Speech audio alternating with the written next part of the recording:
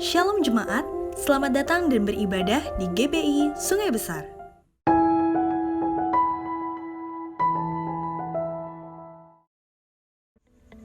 Ibadah Komsel diadakan sesuai dengan koordinasi ketua dan anggotanya masing-masing.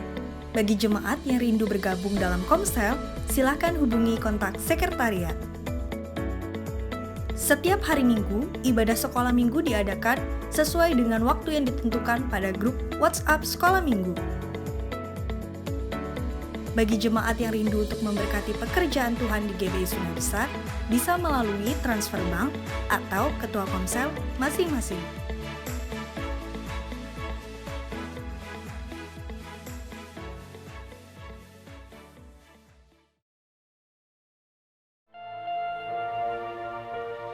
Shalom Bapak Ibu yang dikasihi Tuhan, apa kabar hari ini? Tuhan Yesus baik, amin. Saya ingin Bapak Ibu yang ada di rumah beserta seluruh anggota keluarga berikan senyuman yang paling manis buat kakak, adik, bapak, mama, putra dan putrinya. Katakan Tuhan Yesus mengasihi kamu. Amin. Seberapa banyak kita pagi ini yang siap untuk memuji dan menyembah Tuhan, lambaikan tangan. Haleluya. Lihatlah tangan-tangan yang terangkat Tuhan, kami rindu pagi ini, kami mau memuji, menyembah Tuhan, memberikan pujian yang terbaik untuk Tuhan. Karena kami tahu tidak ada yang bisa kami berikan, bahkan hidup kami pun tidak bisa membalas kebaikan Tuhan. Hanya pujian penyembahan kami yang terbaik yang bisa kami berikan untuk Tuhan. Ini kerinduan kami Tuhan, kerinduan kami untuk terus senantiasa berada di dalam naungan sayap Tuhan. Terima kasih Tuhan Yesus, terima kasih. Layakkan kami pagi ini untuk kami boleh menghampiri tahta-Mu yang Maha Kudus. Urapi setiap kami Tuhan. Urapi orang tua kami, pasangan kami, anak kami, semua, saudara kami semua Tuhan. Urapi kami Tuhan Yesus, terima kasih. Ya Roh Kudus ada di tengah-tengah kami. Karena firman-Mu mengatakan 2-3 orang berkumpul dalam nama-Mu Tuhan hadir. Di dalam nama Tuhan Yesus Kristus kami mau memuji dan menyembah Tuhan. Haleluya. Amin.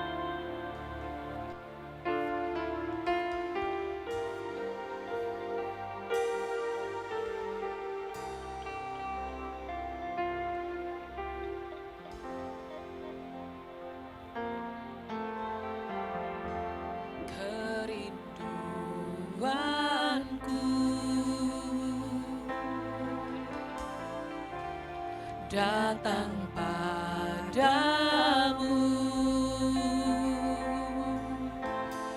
Allah mulia, mawar Syaron, ku cinta.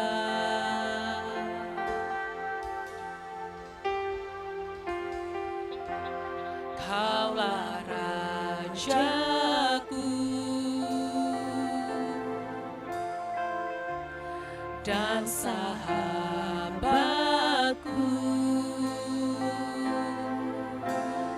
terindah, termanis Engkau bagiku. Katakan,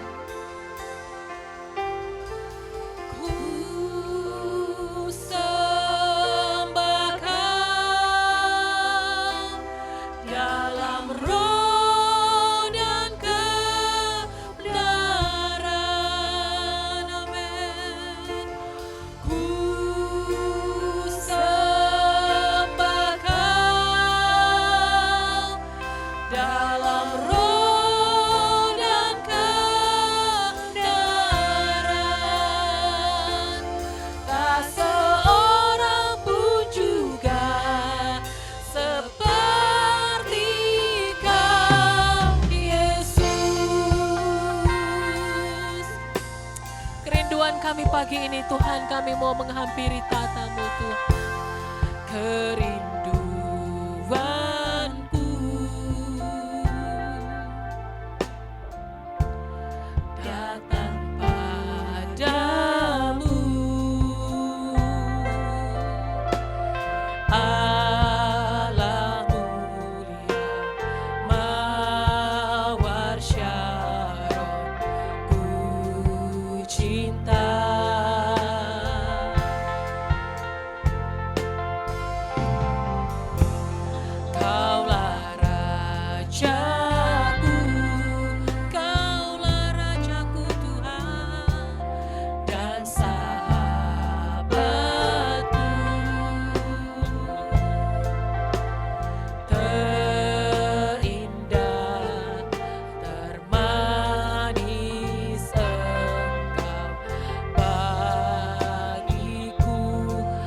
sama-sama kita angkat kedua tangan kita katakan, ku sembah Kau dalam roh dan kebenaran. Ku sembah Kau dalam roh dan kebenaran. Tak seorang pun juga seperti Kau, Yesus, ku sembah Tuhan. Ku sembah Kau dalam roh dan kebenaran.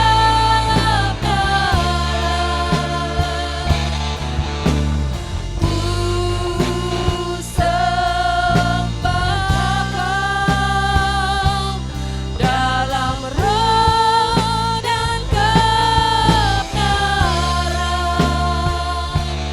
Tak seorang pun juga seperti Kau, Yesus, tak seorang pun juga, tak seorang pun juga seperti Kau, Yesus, tak seorang pun juga, tak seorang pun juga seperti Kau, Yesus.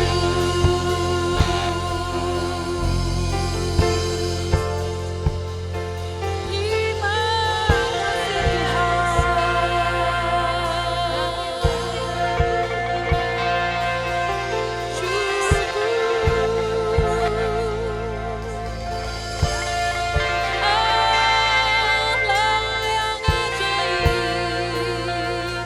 Allah yang mulia, Kau agung dan mulia, Tuhan. Kami rindu menyembah-Mu, memberikan yang terbaik bagi-Mu, Tuhan. Haleluya. Syukur, syukur. Kami mau menyembah Tuhan. Kami mau menyembah Tuhan dalam roh dan kebenaran. Dan biarlah setiap pujian ini boleh menjadi dupa yang berbau harum di hadapan hadirat-Mu. Bertahtalah Tuhan dalam setiap pujian dan penyembahan kami.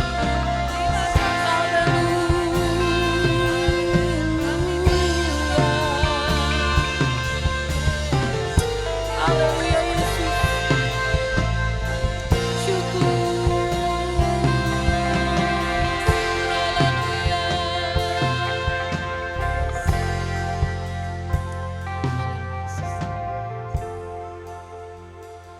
Kau Allah yang besar,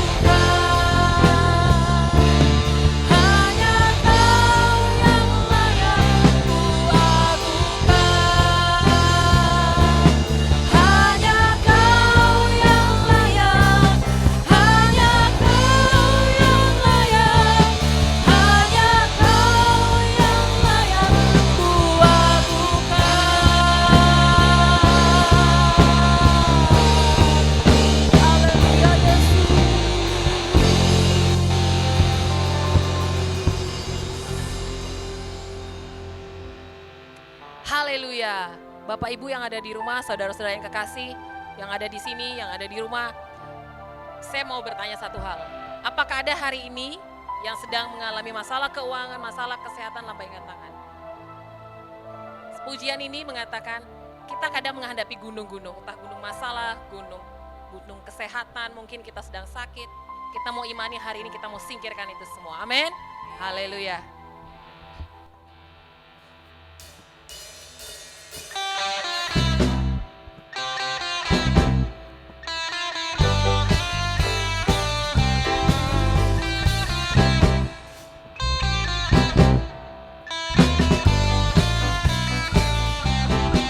Bukan kuat, bukan gagah, tapi rohku kata Tuhan.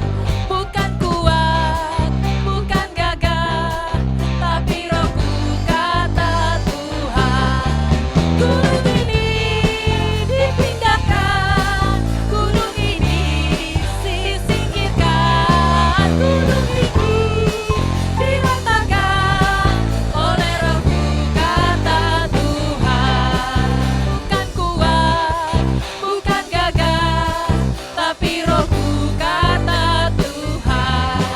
Bukan kuat, bukan gagah, tapi rohku kata Tuhan. Gunung ini dipindahkan, gunung ini disingkirkan, gunung ini diratakan oleh rohku kata Tuhan.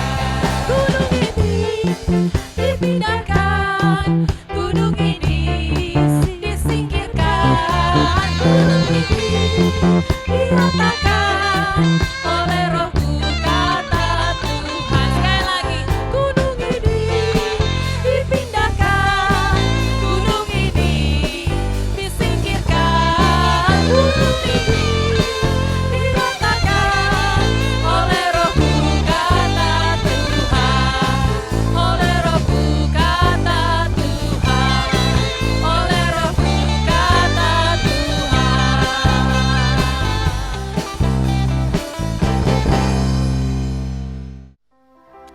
Haleluya, puji Tuhan. Kita sudah memuji dan menyembah Tuhan. Saatnya kita pagi ini untuk kita mau menghampiri tahtanya yang maha kudus. Kita mau dengarkan kebenaran firman Tuhan. Biarlah setiap kita hari ini, kita diperkaya, kita diperlengkapi dengan kebenaran firman Tuhan. Haleluya Yesus.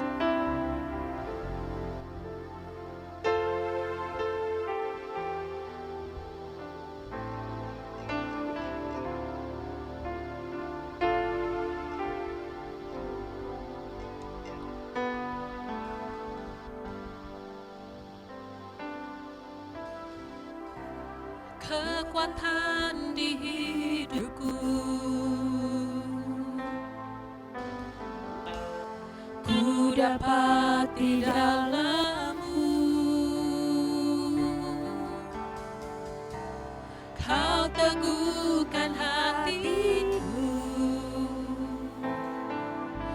tak ada yang mustahil bagimu.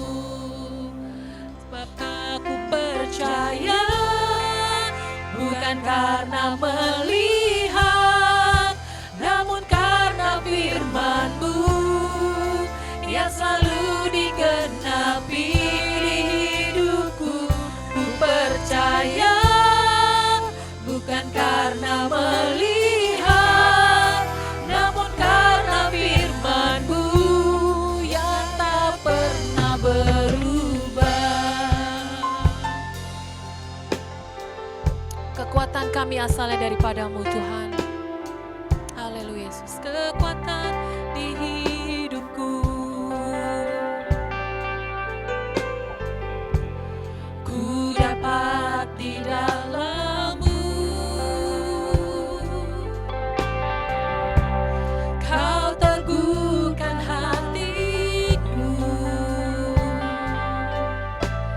tak ada yang mustahil bagimu. Sebab aku percaya, bukan karena melihat, namun karena firman-Mu yang selalu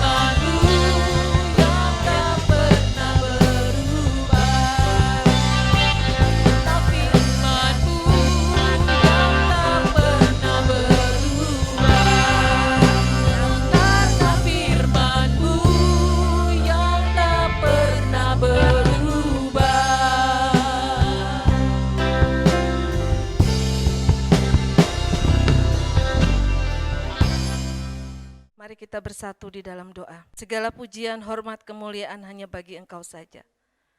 Kami sungguh bersyukur buat hari ini Tuhan. Atas perkenanan-Mu bagi kami semua. Kami boleh ada sebagaimana kami ada saat ini. Kami mengucap syukur kepadamu Tuhan. Atas penyertaan-Mu di sepanjang hari-hari yang sudah kami lalui. Semua bukan karena kuat gagah kami boleh ada hari ini. Tapi karena penyertaan-Mu, pemeliharaanmu yang Kau kerjakan dalam kehidupan kami, anak-anak-Mu Tuhan. Dengan apa kami bisa balas segala kebaikan-Mu Tuhan. Hanya ucapan syukur kami dan sembah kami kepadamu atas segala perbuatan-Mu yang ajaib dalam hidup kami. Kami bersyukur buat hari ini Tuhan, karena Engkau masih mengumpulkan kami Tuhan. Meskipun kami dipisahkan oleh tempat kami masing-masing, kami masih beribadah secara online, tapi kami sungguh bersyukur Tuhan. Karena kami tahu oleh kuasa Roh Kudus-Mu yang tidak bisa dibatasi oleh apapun juga, kami tetap disatukan Tuhan. Terima kasih Bapa, terima kasih.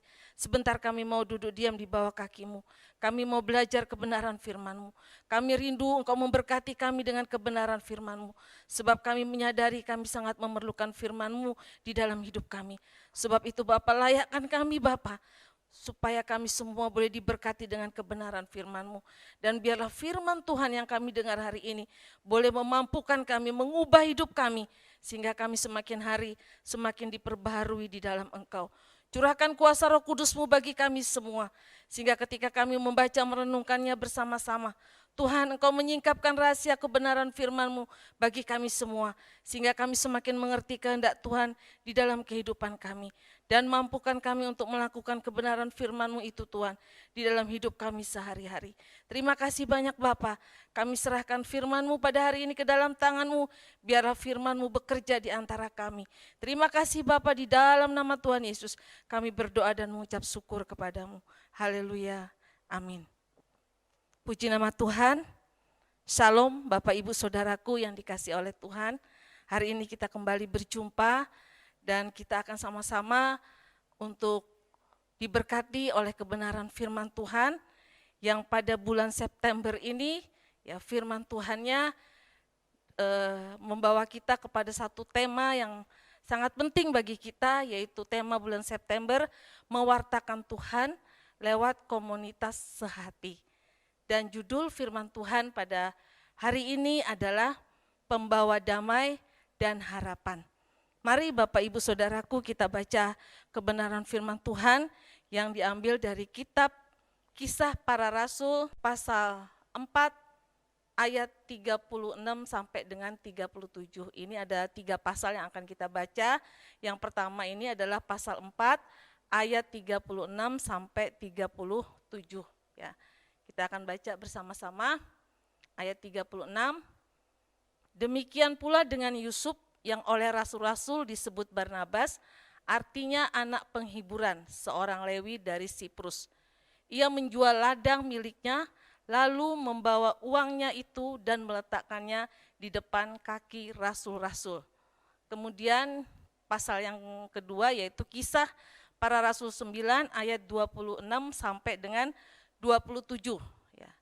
Setibanya di Yerusalem, Saulus mencoba menggabungkan diri kepada murid-murid, tetapi semuanya takut kepadanya karena mereka tidak percaya bahwa ia juga seorang murid. Tetapi Barnabas menerima dia dan membawanya kepada rasul-rasul dan menceritakan kepada mereka bagaimana Saulus melihat Tuhan di tengah jalan dan bahwa Tuhan berbicara dengan dia dan bagaimana keberaniannya mengajar di Damsyik dalam nama Yesus. Pasal yang ketiga, Kisah Para Rasul pasal 11 ayat 23 sampai dengan 27. Setelah Barnabas datang dan melihat kasih karunia Allah, bersukacitalah ia. Ia menasihati mereka supaya mereka semua tetap setia kepada Tuhan. Karena Barnabas adalah orang baik, penuh dengan Roh Kudus dan iman. Sejumlah orang dibawa kepada Tuhan. Lalu pergilah Barnabas ke Tarsus untuk mencari Saulus, dan setelah bertemu dengan dia, ia membawanya ke Antiokhia. Mereka tinggal bersama-sama dengan jemaat itu 1 tahun lamanya, sambil mengajar banyak orang. Di Antiokhia lah murid-murid itu untuk pertama kalinya disebut Kristen. Pada waktu itulah datanglah beberapa nabi dari Yerusalem ke Antioquia. Demikian firman Tuhan pada siang hari ini ya. Dan firman Tuhan Bapak Ibu Saudara yang kita baca bersama hari ini adalah gambaran ya. Gambaran pribadi seseorang yang diperlukan di dalam membangun komunitas sehati ya. Jadi melalui komunitas sehati ya, kita akan dapat mewartakan Tuhan. Kita akan dapat bisa menyaksikan Tuhan. Seperti tema yang kita sudah dengar di bulan September ini, yaitu mewartakan Tuhan lewat komunitas sehati ya. Jadi kalau kita bicara tentang komunitas sehati, itu memberikan pengertian seperti ini Bapak Ibu Saudara, yaitu kumpulan orang-orang yang hidup dan saling berinteraksi di dalam kebersamaan untuk mencapai satu tujuan yang sama. Jadi komunitas sehati itu dibangun untuk mencapai tujuan bersama ya, tujuan yang sama, bukan tujuan yang berbeda ya. Jadi di dalam komunitas sehati ya, itu ada yang namanya saling mendukung ya, saling menolong ya, saling menasehati ya. Bisa duduk bersama di dalam menghadapi konflik ya, saat mengatasi konflik saat terjadi perbedaan-perbedaan ya. Karena rambut boleh sama hitam ya, tapi pikiran kita pasti punya banyak yang berbeda ya. Di dalam komunitas sehati inilah ya, ada suatu interaksi kebersamaan ya yang dibangun di dalam kesehatian ya. Sehati dan sepikir ya. Nah, Bapak Ibu Saudaraku yang dikasihi oleh Tuhan, keluarga Kristen ya dan gereja adalah suatu komunitas yang diinginkan Allah untuk dapat menjadi wadah ya, untuk dapat menjadi wadah atau tempat untuk menyaksikan dan mewartakan Tuhan ya. Kalau kita baca di dalam 1 Petrus ya, pasal 2 ayat 9 sampai dengan 10 ya, itu dikatakan, kamulah bangsa yang terpilih ya, imamat yang rajani, bangsa yang kudus ya, bangsa yang kudus, umat kepunyaan Allah sendiri. Jadi suatu komunitas umat kepunyaan Allah ya, supaya kamu memberitakan perbuatan-perbuatan yang besar dari Dia yang telah memanggil kamu keluar dari kegelapan kepada terangnya yang ajaib ya. Jadi dalam suatu komunitas ya, yaitu keluarga dan gereja ya, diinginkan Allah untuk menjadi suatu wadah yang bisa mewartakan Tuhan. Karena memang tujuan Allah memanggil kita orang percaya, Allah memanggil gereja, tujuannya adalah untuk mewartakan Tuhan, untuk menyaksikan kemuliaan Tuhan, untuk menyaksikan kebesarannya, ya, untuk menyaksikan kebesarannya.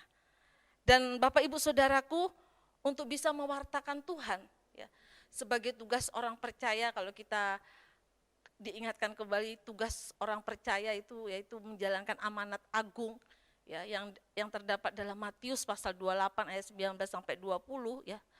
Keluarga dan gereja sebagai suatu persekutuan orang percaya harus menjadi komunitas yang sehati ya. Harus menjadi komunitas yang sehati. Karena apa Bapak Ibu Saudara? Karena dampak dari komunitas yang sehati adalah terjadi gerakan ya.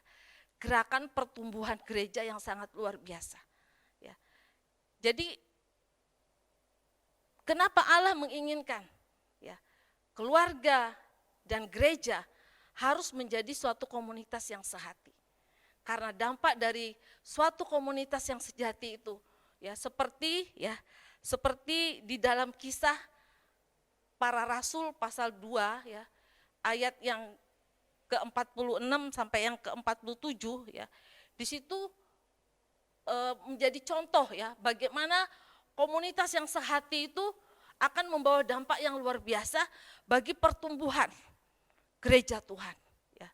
Bagi keselamatan jiwa-jiwa ya. Di situ di dalam ayat 27a nanti di rumah dibaca ya. Itu dikatakan sambil memuji Allah dan mereka disukai semua orang. Dan tiap-tiap hari Tuhan menambahkan jumlah mereka dengan orang yang diselamatkan. Jadi komunitas yang sehati itu memiliki dampak yang luar biasa. Bagi apa? Bagi keselamatan jiwa-jiwa. Kita baca di dalam pasal 2 itu tentang gereja mula-mula, bagaimana di situ sebagai suatu persekutuan mereka membangun kesehatian lewat persekutuan, ya, lewat saling memperhatikan di dalam pelayanan, dan lewat kesaksian mereka boleh memuliakan nama Tuhan. Ya, jadi Bapak Ibu Saudara, inilah yang harus kita renungkan, ya. Inilah yang harus, ya, yang akan kita renungkan selama bulan September ini, ya. Supaya kita tahu bahwa hidup kita sebagai orang percaya, sebagai gereja yang ada di tengah-tengah dunia, kita harus menjadi satu komunitas yang sehati, ya. Yang kalau minggu lalu, ya, dalam khotbah minggu lalu itu kita belajar, ya, bahwa kesehatian yang kita bangun itu akan mendatangkan berkat, ya. Akan mendatangkan berkat bagi orang percaya, ya. Karena minggu kemarin itu di dalam Roma pasal 15, ya, itu kita diajari, ya, bahwa untuk membangun komunitas itu kita harus belajar saling menolong, ya. Yang lemah ditolong oleh yang kuat, ya. Lemah apanya? Ya, tentu lemah imannya, ya. Jadi ketika kita mendapatkan saudara-saudara kita yang membutuhkan pertolongan, ya, kita hadir, ya, sebagai orang-orang yang kuat menolong orang-orang yang lemah. Lemah di dalam rohani, bahkan juga lemah di dalam ekonomi, ya, di dalam keputusasaan, ya. Ketika kita menjadi komunitas yang sehati, maka kita akan hadir untuk menolong orang-orang yang demikian, ya. Dan hari ini sesuai dengan judul kita pada hari ini, kita akan belajar, ya. Bapak Ibu Saudara, kita akan belajar bagaimana membangun komunitas yang sehati, ya. Yaitu salah satunya yang menjadi judul kita hari ini, kita harus menjadi pribadi pembawa damai dan harapan, ya. Kita harus menjadi pribadi pembawa damai dan harapan. Bapak Ibu, ketika kita mendengar pribadi pembawa damai dan harapan, kira-kira kalau itu ditanyakan kepada kita, ya, apakah saya ini menjadi pembawa damai? Ya. Apakah saya ini selama ini menjadi orang yang ketika ada orang yang mengalami putus asa, menjadi motivasi bagi orang-orang yang mengalami putus asa, yang orang-orang yang bahkan tidak mempunyai pengharapan, ya. Apakah kita selama ini hadir sebagai seorang pembawa damai, sebagai seorang yang pembawa harapan, memberi motivasi, ataukah sebaliknya, ya. Tapi hari ini kita mau diajar, ya, bahwa sebagai orang percaya, sebagai gereja Tuhan, kita harus menjadi pribadi pembawa damai dan harapan. Mengapa demikian? Ya, kalau kita melihat Bapak Ibu Saudaraku yang dikasihi oleh Tuhan, dunia tempat kita hidup hari ini adalah suatu komunitas yang besar, ya, di mana penuh dengan persoalan, penuh dengan konflik, ya, karena ada berbagai kepentingan yang ingin dicapai, ya. Karena ada kepentingan yang ingin dicapai, karena kita tidak hidup di dalam kesehatian di tengah dunia yang penuh dengan begitu banyak persoalan, ya, masing-masing memikirkan kepentingan diri sendiri, ya, sehingga terjadi banyak konflik di dalamnya, ya. Dan kalau kita lihat dalam Matius, dalam Alkitab, ya, hari ini adalah hari-hari terakhir, ya. Keadaan dunia semakin jahat. Kalau kita baca di dalam Matius pasal 24 ayat 12, ya, di situ dikatakan, karena makin bertambahnya kedurhakaan, maka kasih kebanyakan orang menjadi dingin. Ya, keadaan dunia semakin jahat, kasih kebanyakan orang menjadi tawar, sehingga sering terjadi konflik, pertikaian, ya, antar sesama, baik di dalam keluarga, baik di dalam kelompok, dalam pekerjaan. Bahkan kalau kita mau jujur, ya, kadang-kadang di dalam gereja juga terjadi konflik. yang berujung kepada keributan. Ya. Jadi menjadi pembawa damai dan harapan itu adalah sesuatu yang sangat diperlukan hari-hari ini. Ya. Dan itu memang tidak mudah untuk membangun pribadi atau karakter seperti itu. Ya. Karena ketika kita menjadi pembawa damai dan harapan, itulah karakter Kristus ya, yang ada di dalam hidup kita. Ya. Yang sangat diperlukan dalam suatu komunitas. Ya, dan akan membawa dampak yang sangat baik. Bahkan di dalam khotbah Tuhan di atas bukit itu dikatakan, berbahagialah orang yang membawa damai. Karena mereka akan disebut apa? Anak Allah. Ya. Jadi kita semua orang percaya, orang yang telah diselamatkan, sesungguhnya kita ini adalah anak-anak Allah. Dan kalau kita anak-anak Allah, sesungguhnya kita ini adalah pribadi yang membawa damai dan harapan, yang membawa motivasi bagi orang-orang di sekeliling kita. Ya. Kalau di dalam bahasa Yunaninya, yaitu artinya ya aironopois, ya, yang diterjemahkan dalam bahasa Inggrisnya itu peacemaker, pembuat damai, bukan troublemaker. Ya. Hari ini banyak banget yang menjadi troublemaker, ya, yang bikin masalah. Ya. Tapi hari ini kita diingatkan, kita anak-anak Allah harus menjadi pribadi yang membawa damai dan harapan, yang menjadi motivator ya bagi orang-orang yang tidak punya pengharapan, bagi orang-orang yang putus asa. Ya. Dan menjadi pribadi pembawa damai dan harapan itu tidak mudah Bapak Ibu Saudara. Ya, enggak mudah. Tapi itu harus ya kita kejar, harus kita usahakan. Ya, karena itulah keinginan Allah di dalam kehidupan anak-anaknya. Minimal ada 2 yang akan yang diingatkan kepada kita hari ini supaya kita menjadi pribadi yang membawa damai dan harapan. Ya. Yang pertama adalah kalau kita mau menjadi pribadi yang membawa harapan, yang pertama adalah kita harus memiliki hubungan yang harmonis antara kita dengan Allah. Ya. Artinya apa? Kita harus berdamai dengan Allah. Ya. Kita harus berdamai dengan Allah. Seseorang bisa memiliki damai apabila pertama-tama ia sudah berdamai dulu dengan Allah. Ya. Apa yang membuat kita dengan Allah itu tidak berdamai selama ini? Yaitu dosa. Ya.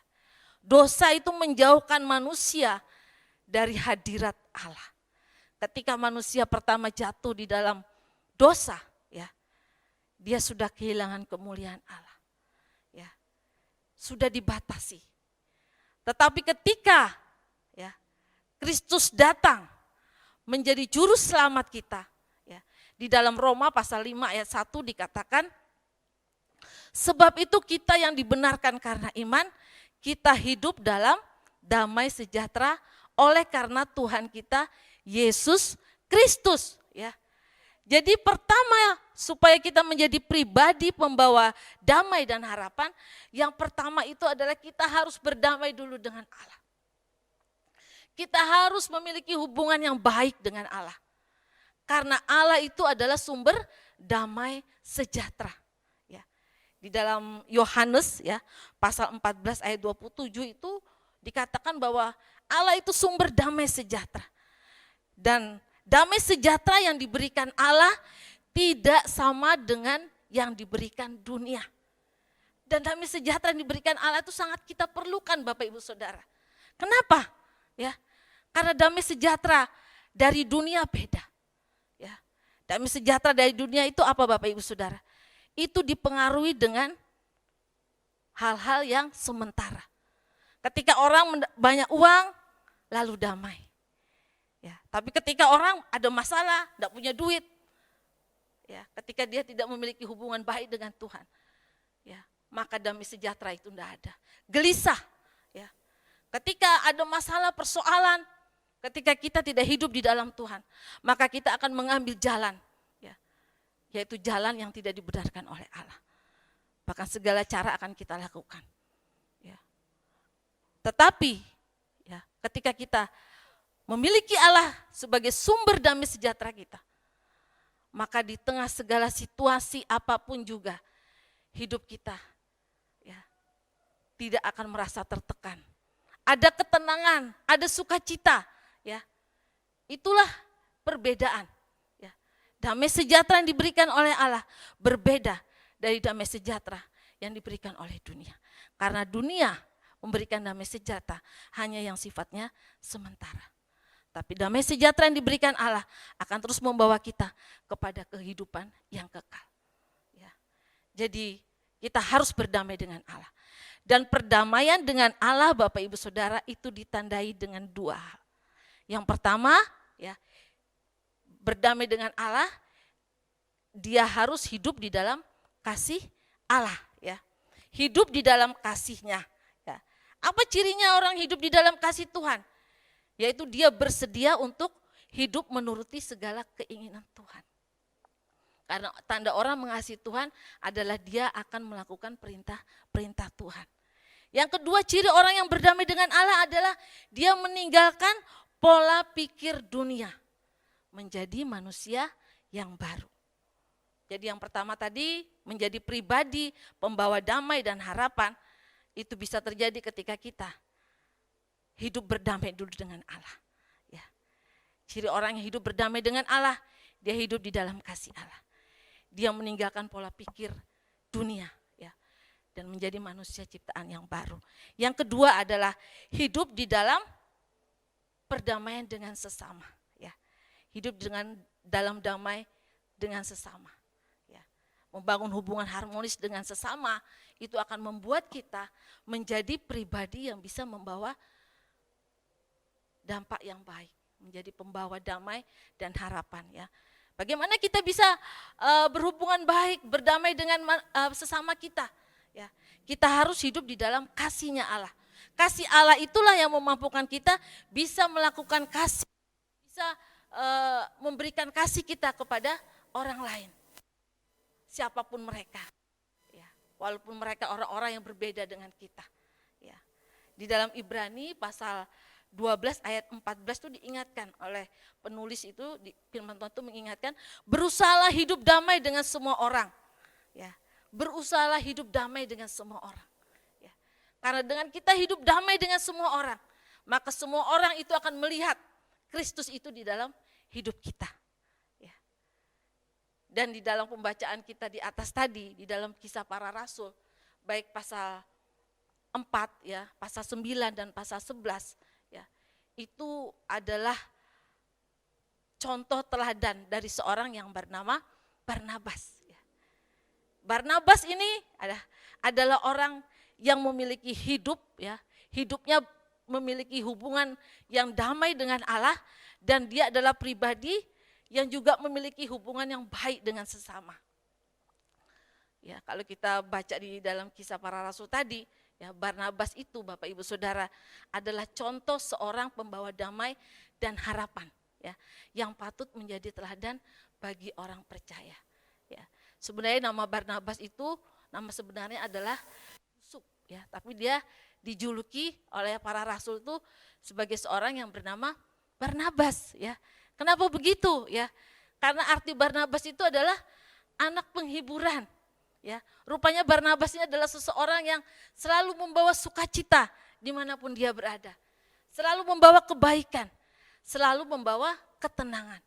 Ya, jadi dia disebut sebagai anak penghiburan. Ya, dan dari kehidupan Barnabas itu ada beberapa hal yang menjadi teladan kita, yang patut menjadi teladan kita supaya kita juga bisa menjadi pribadi pembawa damai dan harapan. Minimal ada 3 hal, ya, 3 teladan yang diberikan oleh Barnabas yang bisa menjadi teladan bagi kita semua untuk kita contoh. Ya. Yang pertama, ya, Barnabas ini, Bapak Ibu Saudara, memiliki hati yang suka memberi. Ya.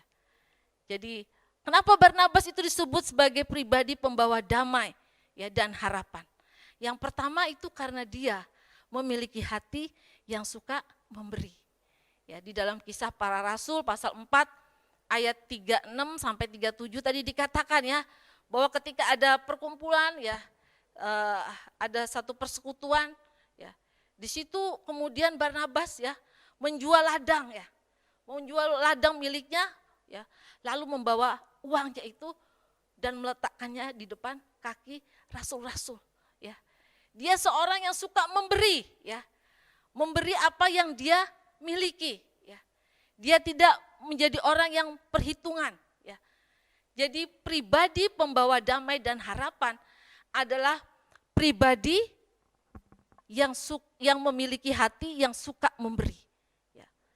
Dalam tadi dikatakan bahwa Barnabas menjual ladang miliknya untuk dipersembahkan bagi pelebaran kerajaan Allah pada saat gereja mula-mula dibangun. Ya. Dan firman Tuhan selalu ingatkan kepada kita Bapak Ibu Saudara, ya, lebih berbahagia memberi daripada menerima. Ya.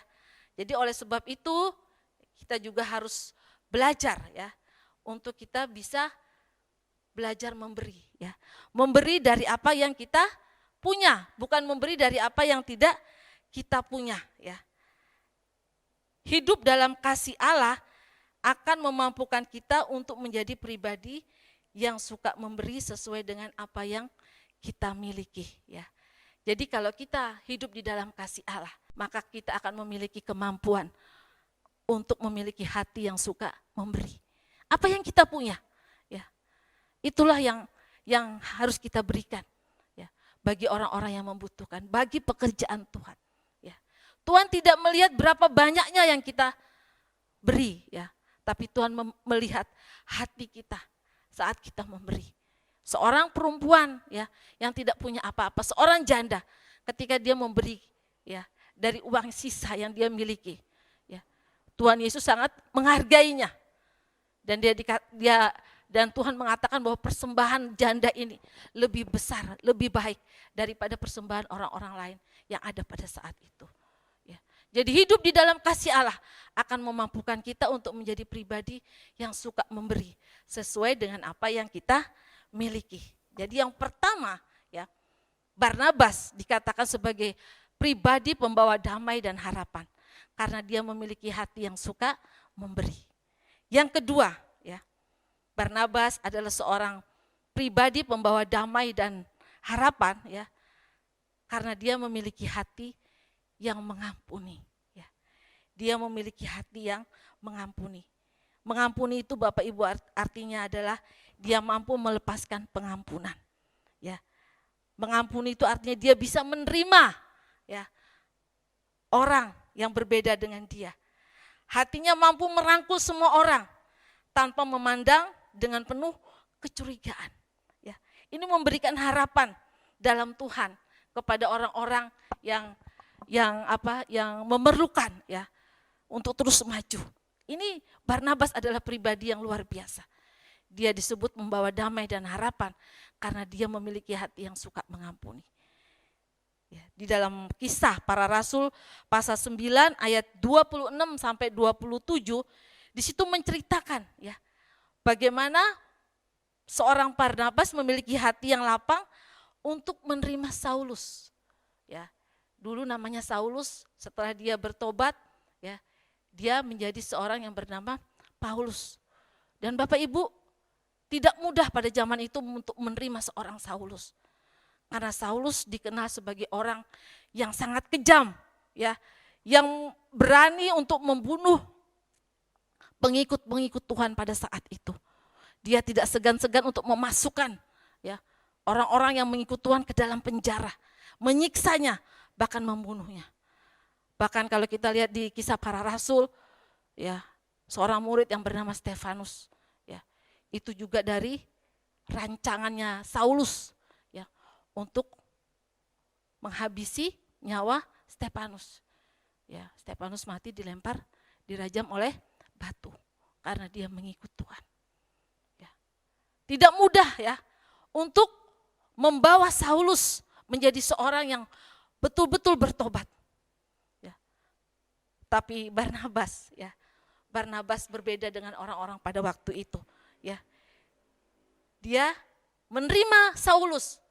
Bahkan dikatakan dia membawa kepada rasul-rasul, ya.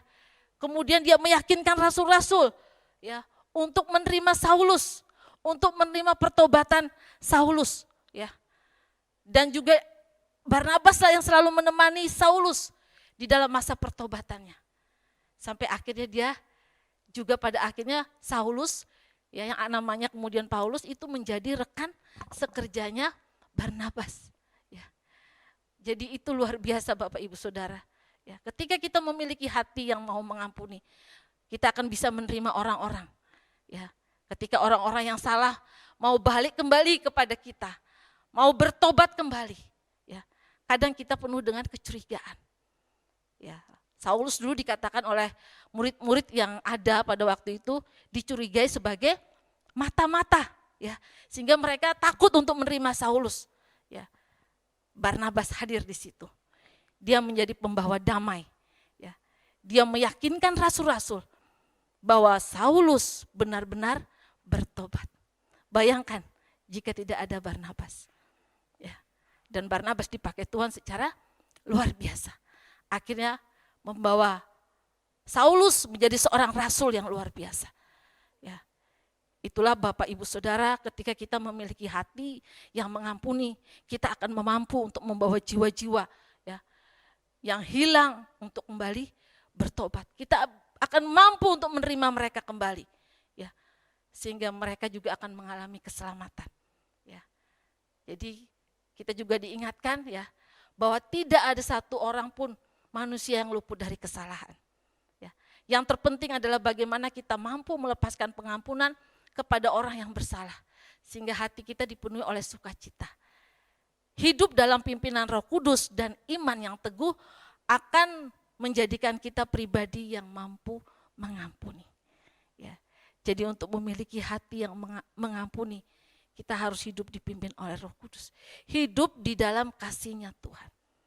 Ya, jadi itu yang kedua ya. Yang pertama tadi memiliki hati yang memberi, yang kedua tadi memiliki hati yang mengampuni ya, dan pribadi yang membawa damai dan harapan ya.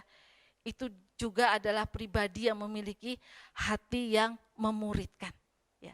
Dalam Kisah Para Rasul pasal 11 ya, ayat 23 sampai ayat 26 adalah kisah perjalanan pelayanan Barnabas dan Paulus ya, yang sangat luar biasa.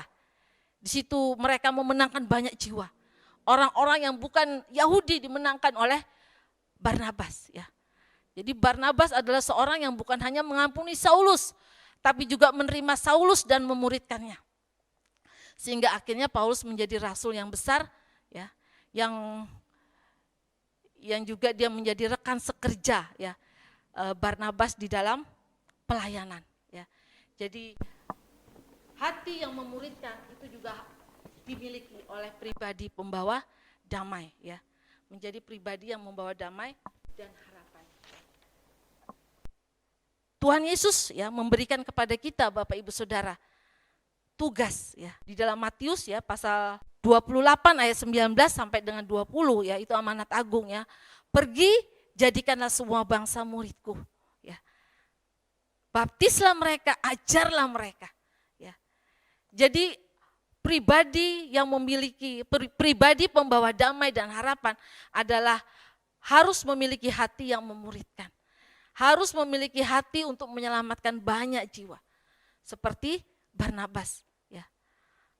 Barnabas dalam pelayanannya di Antiokhia, di dalam Kisah Para Rasul pasal 11 itu menyelamatkan banyak orang-orang yang bukan Yahudi ya, sehingga keselamatan sampai kepada bangsa-bangsa ya. Dan amanat agung ini terus dibawa oleh Barnabas ya.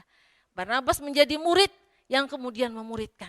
Kita juga Bapak Ibu Saudara harus menjadi pribadi pembawa damai dan harapan ya.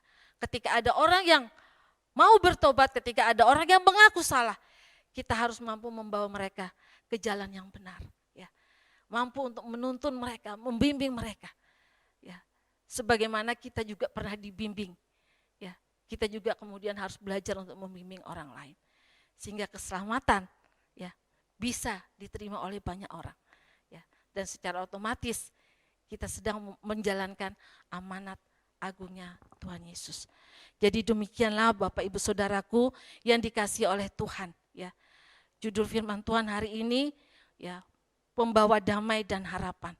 Itu adalah pribadi yang sangat diinginkan Allah ya di dalam hidup kita sebagai orang percaya. Sehingga ketika kita menjadi pembawa damai di dalam keluarga, kita menjadi pembawa damai dan harapan di dalam gereja, di dalam lingkungan di mana kita tinggal, maka itu akan berdampak sangat luar biasa. Ya, kita akan menjadi terang, menjadi garam dan saksi Tuhan. Sehingga lewat hidup kita, kita mampu mewartakan Tuhan, mampu menjadi saksi Tuhan. Jadilah pribadi pembawa berkat dan harapan dimanapun kita berada, baik dalam keluarga, gereja, dan lingkungan. Maka kita akan menjadi saksi yang Tuhan inginkan. Tuhan Yesus memberkati. Mari kita berdoa bersama-sama. Kami bersyukur buat kebenaran firman-Mu yang telah kami terima pada saat ini. Hamba-Mu telah berhenti berbicara, tapi hamba-Mu terus memohon, biarlah kuasa Roh Kudus yang tidak terbatas oleh apapun terus mengajari kami, terus memberitahu kepada kami. Terus Tuhan Yesus memampukan kami, sebagaimana firman-Mu pada hari ini, untuk kami bisa menjadi pribadi pembawa damai dan harapan. Karena itulah sesungguhnya yang Kau inginkan di dalam kehidupan kami. Jadikan kami semua pribadi pembawa damai dan harapan di tengah keluarga kami. Dan jadikan kami menjadi pribadi pembawa damai dan harapan di dalam gereja kami Tuhan. Di tengah-tengah lingkungan dimanapun kami berada. Sehingga lewat hidup kami, nama Tuhan dipermuliakan. Sehingga lewat hidup kami, banyak jiwa-jiwa yang boleh dimenangkan. Terima kasih banyak Bapa. Terus remakan firman-Mu di dalam hidup kami, agar firman-Mu itu sungguh bertumbuh dan berakar kuat dalam hidup kami. Terima kasih Bapa, berkati kami semua pada saat ini Tuhan. Kami menyerahkan kehidupan kami semua jemaat-Mu, GBI Sungai Besar ke dalam tangan Tuhan. Mampukan kami untuk kami menjadi pribadi pembawa damai dan harapan di tengah lingkungan kami berada. Supaya nama Tuhan boleh dipermuliakan. Berkati rumah tangga kami masing-masing Tuhan di dalam gereja GBI Sungai Besar ini. Agar lewat hidup kami, nama Tuhan boleh dipermuliakan. Berkati setiap apa yang kami usahakan Tuhan. Engkau memberikan kekuatan, kemampuan, kesanggupan Tuhan. Bahkan di tengah situasi yang sulit pun Tuhan. Damai sejahtera Allah terus menguasai hati dan pikiran kami. Sehingga kami tetap tinggal diam di dalam Engkau. Karena kami percaya Engkau sekali-kali tidak pernah meninggalkan kami. Kami berdoa pada saat ini untuk saudara-saudara kami Tuhan yang mengalami kelemahan tubuh, yang mengalami sakit penyakit. Kami memohon Tuhan Engkau melawat mereka. Engkau mengangkat sakit penyakit mereka di dalam nama Tuhan Yesus. Kami juga mau berdoa buat saudara-saudara kami yang mungkin sudah mulai kehilangan pengharapan di dalam keputusasaan. Tuhan lawat mereka. Tuhan angkat segala apa yang mereka rasakan Tuhan. Dan pulihkan hidup mereka di dalam nama Tuhan Yesus. Jadikan kami semua Tuhan Yesus orang-orang yang selalu mendukung satu dengan yang lainnya. Siang hari ini juga kami berdoa Tuhan untuk Ibu Gembala kami. Kami serahkan Ibu kekasih kami dalam tangan-Mu. Berkati hamba-Mu Tuhan. Berkati pelayanannya, berkati Tuhan. Mampukan dia untuk bisa mengembalakan jemaat yang Kau percayakan. Agar lewat hidupnya nama Tuhan boleh dipermuliakan. Berkati keluarganya, berkati anak cucu menantunya dimanapun mereka berada. Terima kasih Bapa, Engkau juga memberkati kami semua, hamba-hamba-Mu yang melayani Tuhan, yang mengambil bagian dalam pekerjaan Tuhan di tempat ini. Berkati kami semua. Tuhan ikat kami dengan tali kasih-Mu, supaya kami boleh bergandengan tangan, sehati sepikir dalam menjalankan pekerjaan Tuhan di tempat ini. Terima kasih banyak Bapa. Kami menyerahkan juga bangsa dan kota kami ke dalam tangan Tuhan. Berkati bangsa kami, berkati kota kami. Situasi yang masih dalam situasi pandemik ini Tuhan, kami tetap belajar mengucap syukur. Mampukan kami untuk kami bijaksana di dalam kami bermasyarakat di tengah-tengah kota dan bangsa kami. Kami berdoa buat pemerintahan bangsa dan kota kami. Mampukan mereka untuk mengatasi segala persoalan-persoalan di bangsa dan di kota ini Tuhan. Karena kami tahu tanpa campur tangan-Mu, tanpa pertolongan-Mu Tuhan, bangsa dan kota kami tidak akan mungkin dipulihkan. Kami terus memohon belas kasihan-Mu, kami terus memohon pertolongan-Mu bagi bangsa dan kota kami. Terima kasih banyak Bapa. Inilah doa kami serahkan ke dalam tangan-Mu. Tuhan sempurnakan doa kami, Tuhan jawab doa kami. Di dalam nama Tuhan Yesus Kristus kami berdoa dan mengucap syukur kepada-Mu. Haleluya, amin. Sebelum kita mengakhiri ibadah kita pagi hari ini, kita siapkan hati kita angkat tangan kita untuk menerima berkat Tuhan. Tuhan memberkati dan melindungi engkau. Tuhan menyinari engkau dengan wajah-Nya dan memberi engkau kasih karunia-Nya. Tuhan menghadapkan wajah-Nya kepadamu dan memberi engkau damai sejahtera. Oleh sebab itu, saudara yang dikasihi Tuhan kita Yesus Kristus, terimalah dan bawalah berkat anugerah damai sejahtera yang daripada Allah Bapa, kasih sayang daripada anak yang tunggal Tuhan kita Yesus Kristus, di dalam persekutuan Roh Kudus akan terus menyertai, memelihara, melindungi kita sekalian mulai hari ini sampai Maranatha Tuhan Yesus datang kali yang kedua untuk menjemput saleh-salehnya. Di dalam nama Tuhan Yesus Kristus. Haleluya. Amin. Tuhan Yesus memberkati.